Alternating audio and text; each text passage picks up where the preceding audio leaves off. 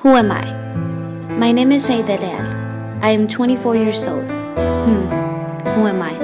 I cannot answer that question yet because I find myself changing day by day. But I can start by who I was.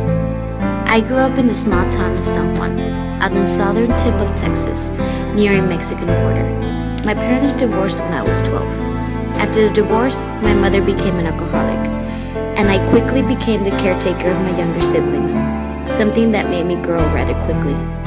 Within time, my mother became abusive while being drunk. Looking for an escape from my mother's abuse, I got married at the age of 15.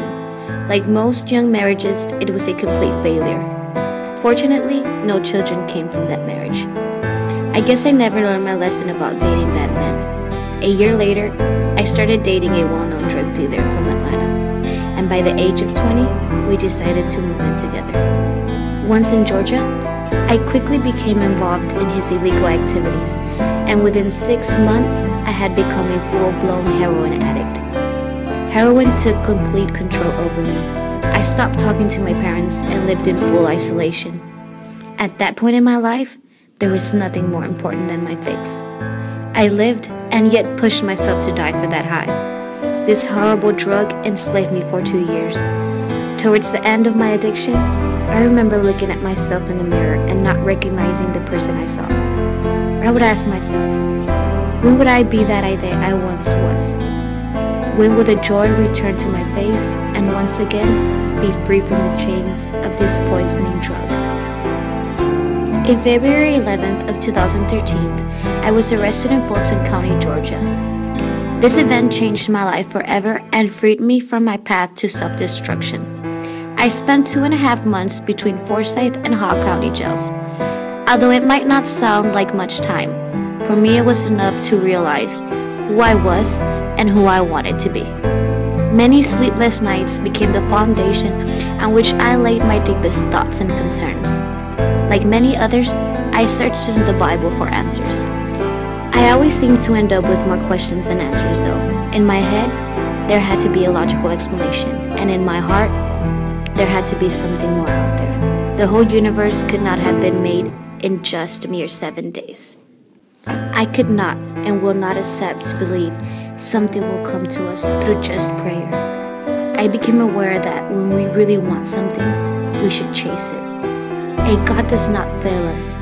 We fail ourselves by falling under our own expectations. A God does not punish. We suffer the consequences of our own mistakes. My father argues that I should forget such incident and move on with my life. I refuse. In a damp, dark, concrete cold cell is where I found myself and the infinite possibilities of who I could be. Where I became aware of how much and how little I had. Most importantly, where I realized how much the little things in life can be worth. I learned life is too short. It should be lived in the moment, and we shall pursue our deepest desires. Life is too short to cry. We must take the good and bad of every situation.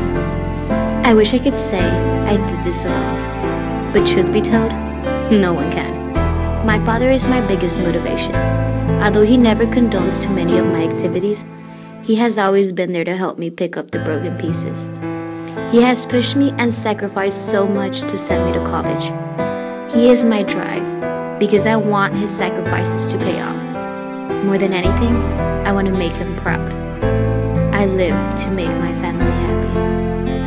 People change every day, so I might never know when I will be able to tell you who I am. A year ago, I was inmate number 1304228. Today, I can gladly say I am a survivor. I survived heroin. I found the light in my darkest hour. I wasn't given. I took my second chance in life.